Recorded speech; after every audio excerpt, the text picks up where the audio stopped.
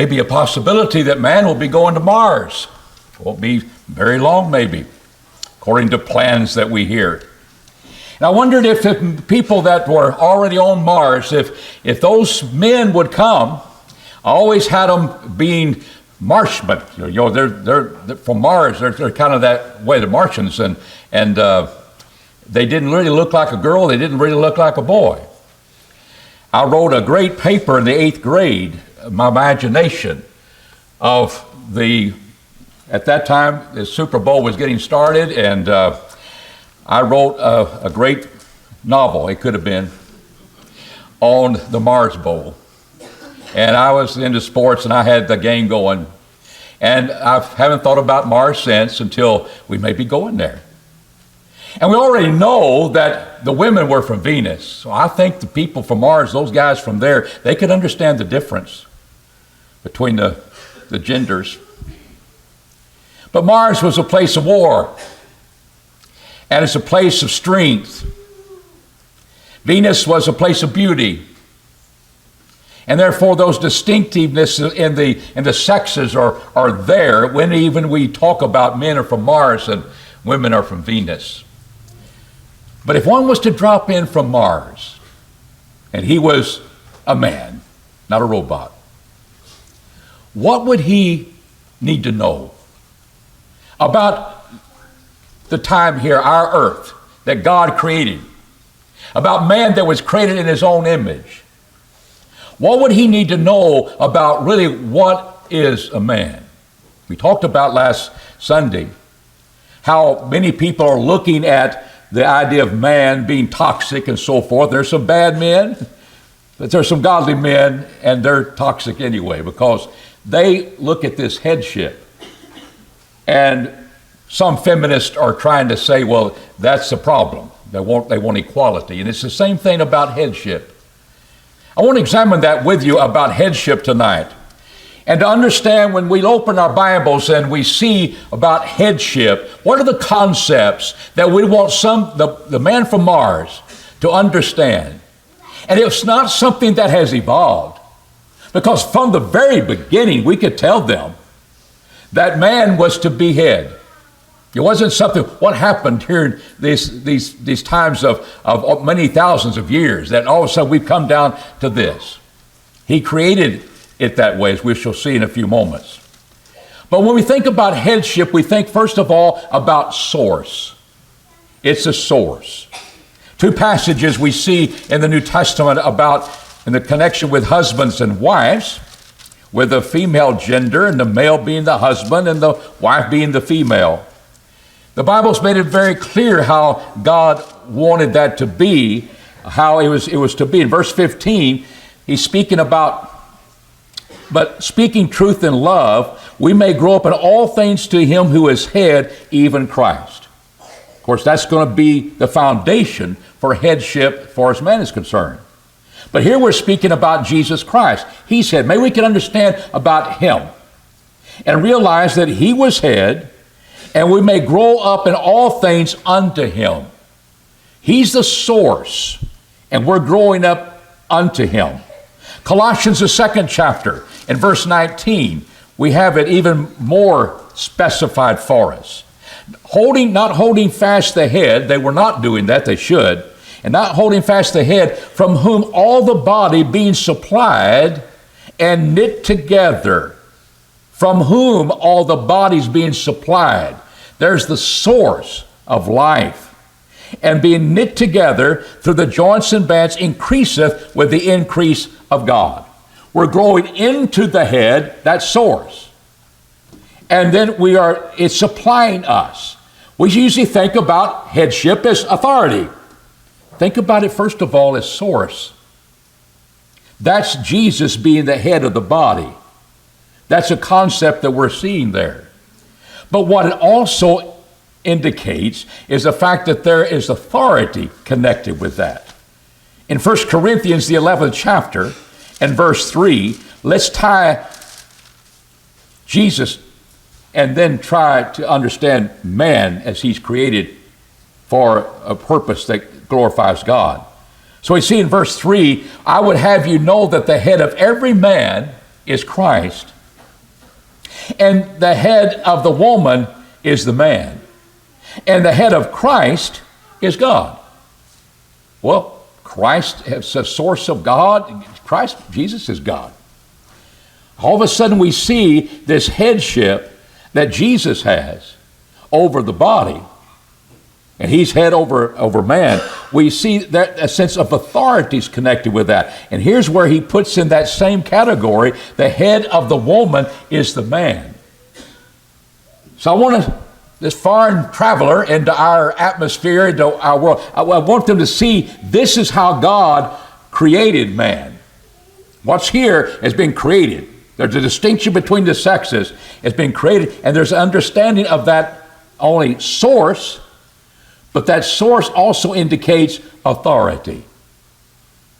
And we see in verse 10 that the woman is to recognize that. For this cause ought a woman to have a sign of authority on her head, a sign of source, a sign of authority on her head, because God indeed created man for that purpose, to have headship, because of the angels. They recognize authority, or they're going to be kicked out. They're going to be in a place waiting for the judgment because they don't respect authority. And so I want us to see that when we speak about headship, it's just toxic to think of headship, having that authority. We want to have equal authority among the women. The Bible says he's a source. And that's what we understand as men. We're a provider. That's what men need to understand. We provide for our families. We provide for our wife, and we provide for our children. That's why God created us for that purpose. She's a help meet suitable to us, but she has that point, and then she recognizes that authority. We've spoken about the women from Venus. What would they need to understand about that? But here's this coming together. This is part of God's plan. And we're going to realize that's been the way from the very beginning. As Jesus indeed is the head of the church, we find the husband is the head of the wife. And what's so interesting is your marriage mirroring the glory church that God has planned. And we can always make that connection. It should be, because he uses that as a great example as far as what our marriages ought to be like. And this is that relationship we have upon this earth. Now, when we think about that, we think about leadership. Judges, the 10th chapter, 11th chapter, we're not going to read all those verses, but we always think about Jephthah as one who made a rash vow. And he did. And to his credit, he fulfilled it. Now, whether that means he had to kill his daughter that came out first, or whether she was assigned to where not to have any children anymore, that's something that's up for debate. But tonight I want us to realize that headship is being used here as being a leader. A leader. That's what a man is. And we pick up in Judges, the 11th chapter, Jephthah, verse 1 of Gilead. He was a mighty man of valor, had great courage, and he had great strength. And he was a son of a harlot. And Gilead beget Jephthah. And he begins to say, you're not worthy to be involved with your family. And he's cast aside until they're having trouble. And they need him. And so in verse 9, Jephthah said unto the elders of Gilead, if you bring me home again, they say they banished him, this son of a harlot, and he's going to being the head?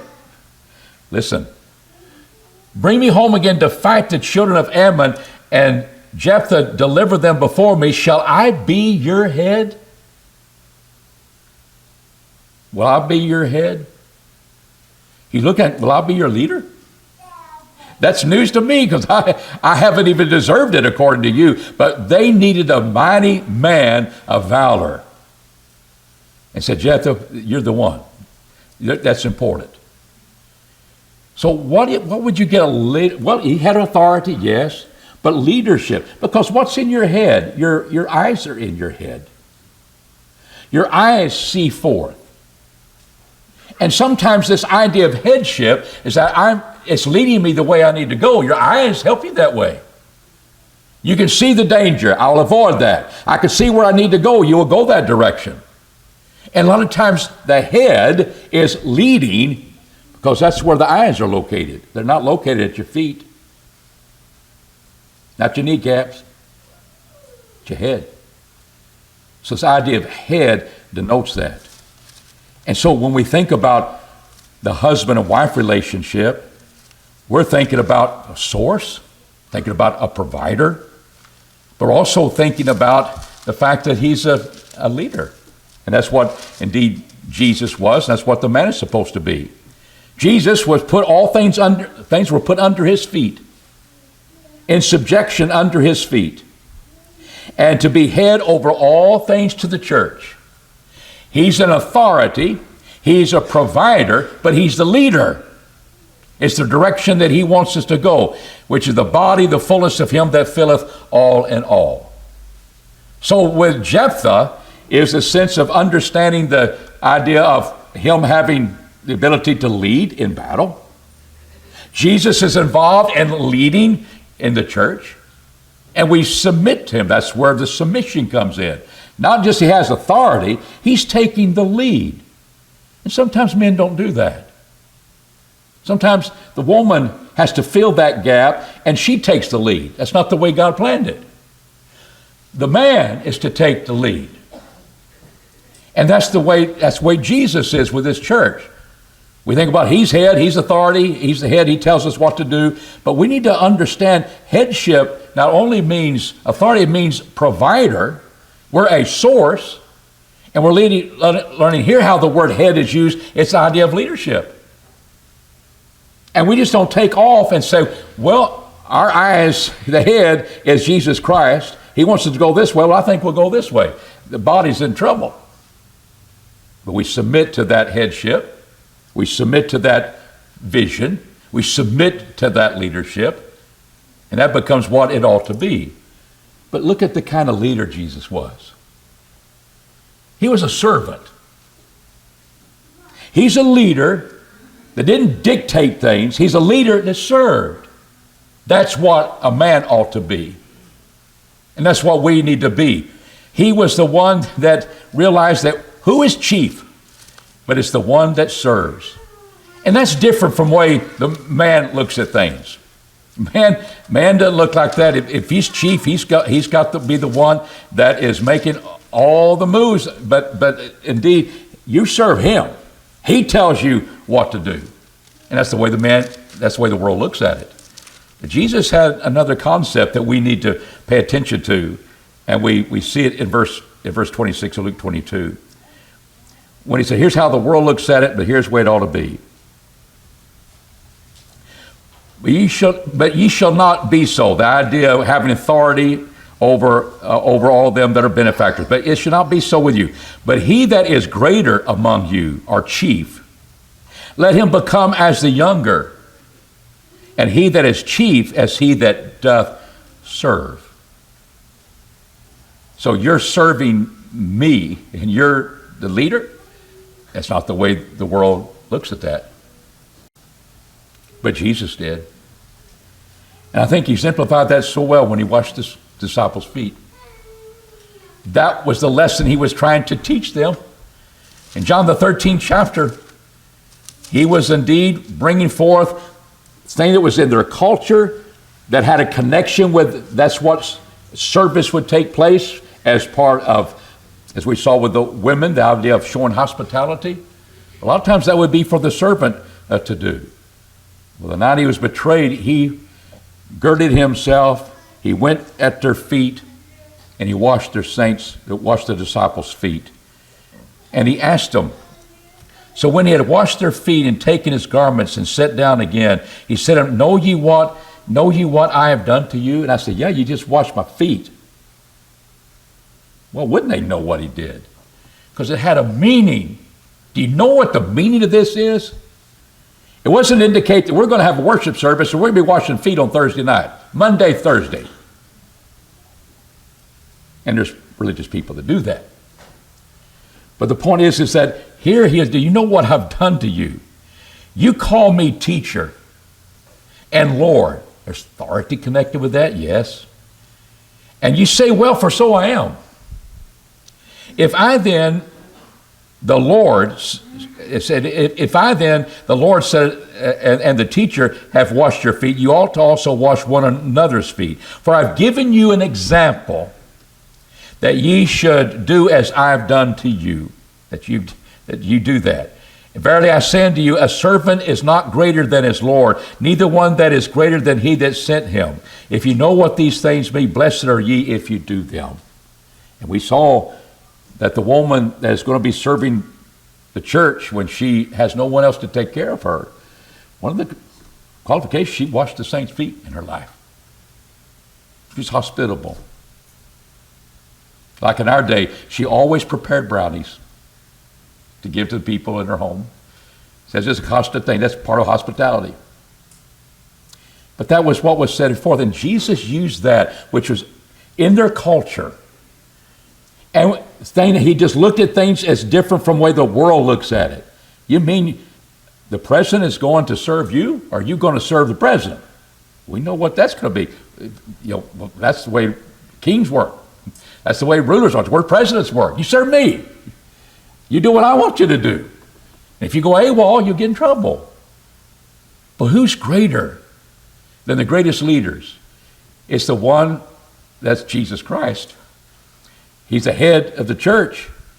He leads the church. But what was his leadership like, men? Young men, what was it like? You come in and realize, what am I supposed to be as a man, especially in my relationship with my wife? I'm stronger than she is. Body, that we're made different. Well, I'm going to be how God would have the man to be. In his leadership, he's not a dictator. He's a servant. And there's a lot of difference. Maybe that would take the toxic out of masculinity in a world, if all could see that. The husband is the head of the wife. In Ephesians 5:23, there's no doubt about that. And what we begin to realize is that in that headship is important. There's leadership. Secondly, there's involved with authority. And thirdly, there's involved with a source. That's the concept of head in the New Testament. And we realize there's the way we need to kind of look at that. I'm a provider. I have authority. I need to, how am I going to use that? I'm going to be a leader. And also be one that is going to lead in a way that's beneficial. I think of a better example of what man has put all that together is John Piper. He makes this statement: headship is the divine calling of a husband to take the primary responsibility for Christ-like servant leadership, protection, and provision in the home. I think he said it well. What's behind that? All the scriptures been looking at. It's a divine calling. It's not something we kind of worked out in our society, in our culture. From the very beginning, this has been the course that it should take, and the very first man and woman got it messed up. She took the lead. And I'm telling you, it wasn't supposed to be that way at the first. And you may disagree with that, but I think the Bible will teach that. When we think about the relationship of the husband and wife, he's the head of the wife. And that's the way Ephesians 5 and verse 23 says. God purposely created man first. That's why it's not part of sin that indeed she is not going to be equal head. Or that I've already intended from the very beginning that he would be head. No, that wasn't from the very beginning. It's after sin that she's going to submit to him. And the Bible does speak about that. But we take all things together and realize that from the very beginning, reason God created man first, that's before sin entered the world. He was to be the head. He was to be loving leadership, being a provider, So we go back to Genesis, the second chapter, verses 18 through 23, and we realize what was the order of creation. And we want the man from Mars to understand that. This is not something we fought out in gender wars. We hadn't fought it out with male and female and female activists and male misogynists and all the toxic things we have. We cleared out the cloudy stuff that man does. And just to see, God, how did you do? Well, I created man. And you know, when man was created first, there was a time woman wasn't here. And man had all these animals to name. And he said, it's not good for man to be alone. Well, why didn't you create him when you created man? There wasn't a lot of time difference, but what he did, they're going to be distinctive. And man is created first. That's a fact or it's a lie? I believe it's a fact. And he had a purpose, as we shall see in 1 Corinthians 11. But in Genesis 2, we see those happening. But then he said it was not good for man to be alone. There had to be someone that's suitable to him, and he wasn't going to get it from the animals. The idea, his plan was, before sin, he tells the world that they need to replenish the earth. How do you do that with just men? Was a sexual relationship something that came from sin in the Garden of Eden in Genesis 3? No. That was his plan for the original place. Well, why do you have where the woman is going to have to submit to her husband? That's after the sin. I'm telling you, what was his plan that wasn't suitable for him after his kind in the animal world? But man was created first. What was that for? There was a reason for that. And 1 Corinthians 11 will tell you, as he picks up in 1 Corinthians 11, why the sign of authority must be on a woman's head when she's prophesying in that culture, in that time, that we've looked at that before. He said, but I would have you know the head of every man is Christ, and the head of every woman is the man, the head of Christ is God. And therefore there's that headship. Was that because there indeed was sin? No, she sinned, taking the leadership role. But Paul will make this point in 1 Timothy when he speaks about the relationship of the men and women. And he'll recognize the reality connected with the creation. Let a woman learn in quietness with all subjection, but I permit not a woman to teach or have dominion over a man, but to be in quietness. Why? Verse 13. For Adam was first formed. You have to be not to teach over man, because Adam was first formed, then Eve. Adam was not beguiled, but the woman being beguiled hath fallen from transgression. She shall be saved through her childbearing. That's not the idea you got to have kids in order to be saved. That's her purpose. She's suitable that. She's made for that. And that's what God had originally already set forth in his plan. But he made man first. He was created first. He has the headship. Woman doesn't have that. And it wasn't because she sinned. What she did, she took what the divine order was and turned it right upside down. And we've been suffering ever since. We want equality. We want the idea we have equal submission. I've heard people do that. It's just equal. I've counseled young people in years past that indeed they said, this is the route we're going to have this marriage. We're going to be 50-50. I don't have the leadership role like you're teaching. We get along real fine because we just have it 50-50 with us. And God said, no, there's a definite headship. Now, wouldn't it be nice if that headship was a leader? Would it be nice if that headship was a servant? All of those go together as well. But that's what the headship we understand from God's word. Headship is not a right to command and control. That's what dictators do. It is responsibility to love like Christ. not serving self, but serving the other, seeking the well-being of another. So when we think about this leadership role, a husband's headship, he's going to subject himself to the needs of the wife. Had it been refreshing among some that all of a sudden those who are going to be heading our armies and so forth was a soldier himself?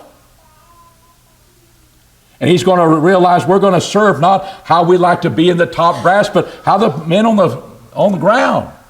They're the soldiers.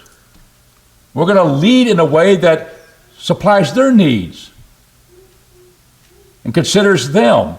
And that's the way with husbands with their wives. That's the men were head. They have the eyes in the head. There's the idea of leadership. And they submit themselves to the needs of the wife, not the authority of the wife. He's taken that leadership, considering her needs. That's the harmony that we need to express to those just coming down from Mars. Secondly, he rules with loving leadership. As Christ loved the church and gave himself up for it.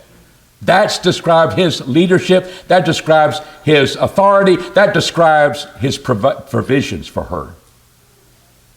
And that becomes very important. I'm asking you, is this possible in your home? Is that possible in the home in theory? Is that in our world today, somehow that doesn't seem to work? And sometimes because men do not take that leadership role in the way it should be, which would not be toxic, it would be that which is indeed very beneficial, then the gap is there, and sometimes women feel it. They feel it with telling the husband what to do. They feel it because you haven't assumed it. And men are to realize I was created for this purpose. And then learn how to lead in the right way. I'm asking you, is this kind of headship, is this kind of authority, is that possible in the home? I tell you, if it's not, we ought not ever have any elders in our church. If it's impossible. Why would you say that? Well, the church is kind of connected with looking how Jesus loved the church. How does it operate?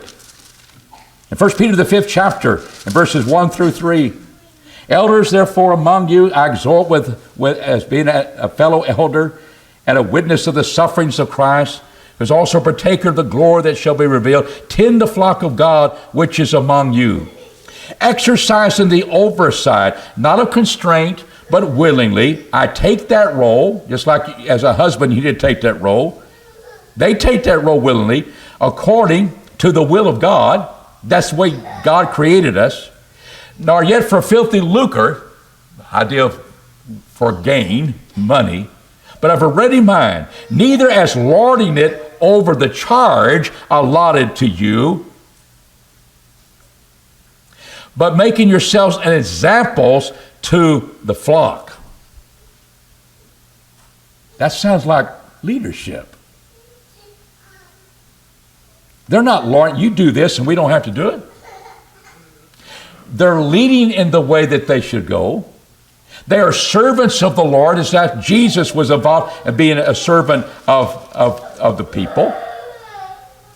They were to tend that flock as a loving shepherd, and they were to take care of their needs and realize their spiritual needs and understand that is to be done first in the home as they're to do that in the church.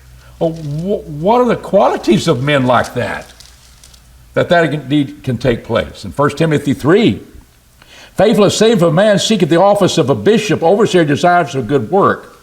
The bishop therefore must be without reproach, the husband of one wife, temperate, sober-minded, orderly, given to hospitality, apt to teach, no brawler, no striker, but gentle, not contentious, no lover of money. So there's good qualities right there. You're not going to bribe him. He's going to be one that's not contentious. You can talk to him. And then he's also one rules well his own house, having his children in subjection with all seriousness. Now, a man can have his children in subjection because he's a dictator. That can happen. I've seen it. Boy, those well-behaved children. Yeah. How'd they get that way? That's the question. Abused children could get that way. They're just little robots. Or they could be a product of loving leadership. And who's supposed to be responsible for that? Who's the leader? Well, he's not much of a leader, but I helped it, and we got a good family. Now, let him in for an elder. I said, look out, she may be leading too in the church for long. No, he has it. A loving leader, they see that. He rules well his house, having his children in subjection with all seriousness, with all gravity. Not because they're abused, because they're loved. And I ask you, is that possible? That we should never have anybody as an elder if it's not. In Hebrews, the 13th chapter, in verse 17, we realize how they looked up to those who had the authority over them in Hebrews 13:17. And he says, obey them that have the rule over you. Submit to them, for they watch on behalf of your souls. They have a leadership role, but what is it? I'm serving you. The leadership role on behalf of your souls, as they give account that they may do it with joy and not with grief, for this was unprofitable to you. You submit to them. So just like the wife submit to her husband. He's supposed to be there helping that leadership role. And what is interesting is that they led by a faith that trusts God, that says these are the qualities I'm going to have. This is the doctrine I'm going to lead them with. And you'll notice in verse 7, remember them that had the rule over you. Men that spake, all past tense, men that spake unto you the word of God, and considering the issue of their life, how they left this life, imitate their faith. And I'm saying, suggest to you, you young men that are getting married, and the young women that are married, when we look at these particular qualities in your home, you can have this home and realize that what you want to leave as a legacy is a faith worth imitating. It said, I trust God. And I trust God to show me what the type of leader I need to be, the type of source I need to be, the type of authority I need to serve my wife and family with. And I think it's possible in the home, or we should never have elders. And I'm glad we have them. And it's a good work. Is it impossible? Well, you better think, I better get my home right. And you start early with that. What's so wonderful, I'm speaking to people tonight, young men that are indeed are going to be one day, have the qualities of being an elder. You know where it starts? It starts with how you're going to lead your family. Being a leader? How are we going to work that? How are we going to do that in our life? Well, I'm going to be involved in leading my spiritual development. I'm going to look at what's important in my family. I'm going to provide for their well-being. I want them to have a good education. I like them to have good things in life. But you know what's more important than that? I'm going to make sure that their spiritual development. Who's going to take the lead in that? Well, I just let the wife take care of that one. No. That might be what they do over on Mars and Venus. But on Earth, this is where the man is to take that lead. And I ask you, if it's not, who will? And if your wife doesn't do it, who's going to be held responsible? You were put here first on this earth to be the head.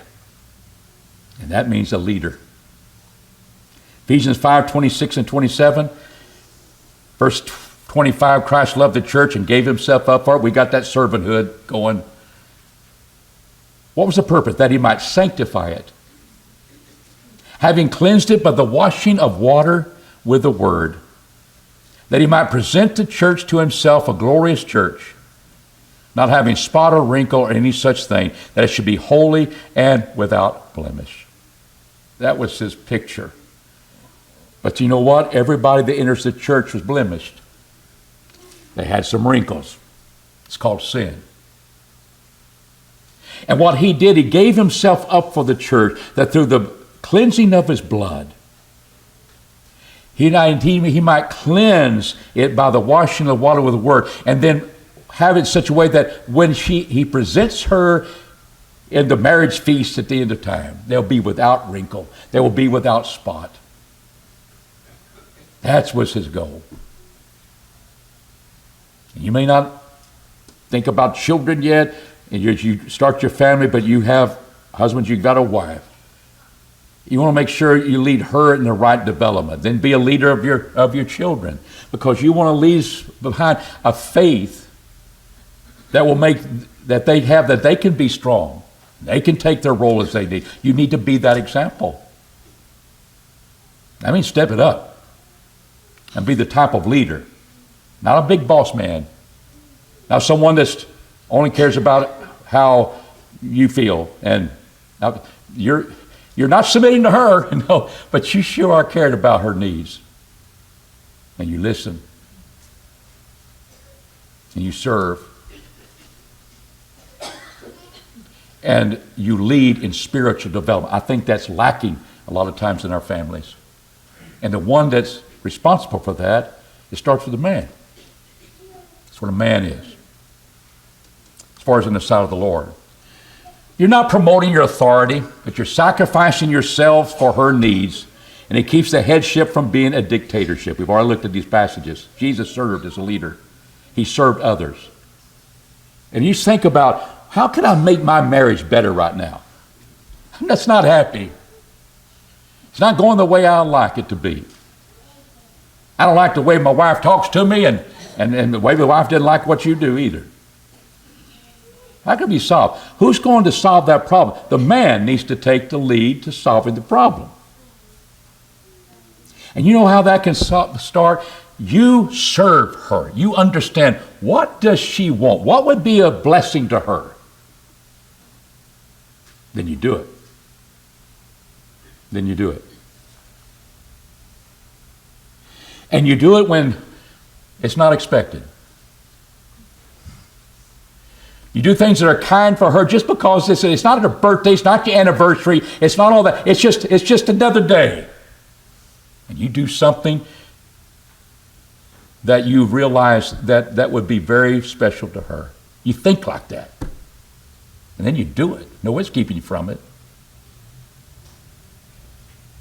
And that puts you in a position where indeed you're having authority, but it's doing the things that blesses her, that makes her feel special.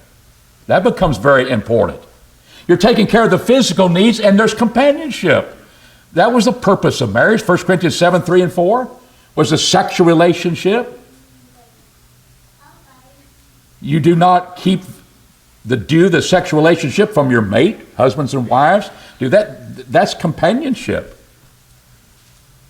Ephesians 5, 28 through 30, even so all husbands love their own wives as their own bodies. They're not selfish. They're giving. They're serving. He that loveth his own wife loveth himself. That's what gives him joy, because she's that special to him. For no man ever hated his own flesh, but nourisheth, feeds it, and cherisheth it, keeps it warm. Even as Christ also the church, because we are members of his body. There's that closeness in that relationship, and that's companionship. I hadn't heard anything about having kids. And marriage was to satisfy that intimate sexual relationship, and it was companionship. Peter tells the husbands in 1 Peter 3 and verse 7 about how we should live with our wife according to knowledge. You husbands in like manner abide with your wives according to knowledge. According to knowledge. I can't. She's from Venus, I'm from Mars. Don't you get it? And so we give up trying to know. Young men, don't you ever give up trying to know her. and trying to see what her special needs are. And you learn along the way. But it said you live and abide with him according to knowledge. Sometimes couples don't want to abide together. They take different vacations, they go their own ways, and they don't dwell together. You dwell with him according to knowledge, and you're giving honor unto the woman as unto the weaker vessel. That's a biological fact.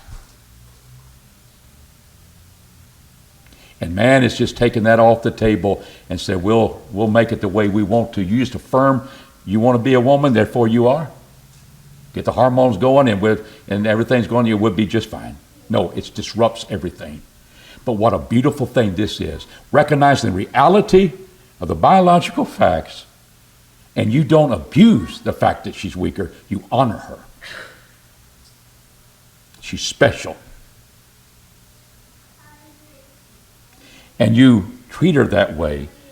And it's also being a joint heir of the grace of life. So here you live your life with companionship, supplying those physical needs, and you honor her as the weaker vessel because she's also an heir of life, just like you are. This is where God brings the sexes together. And he uses that to help them realize that indeed you don't have a step up over her about heir of life. So 1 Peter 3:7, as we finish it, that indeed you're also joint heirs. You're joint heirs of the grace of life. And so that your prayers will not be hindered. Your prayers may be hindered. Which we talked about this morning. If we're not merciful, we won't receive mercy in the day of judgment. If we don't forgive, God won't forgive us our sins.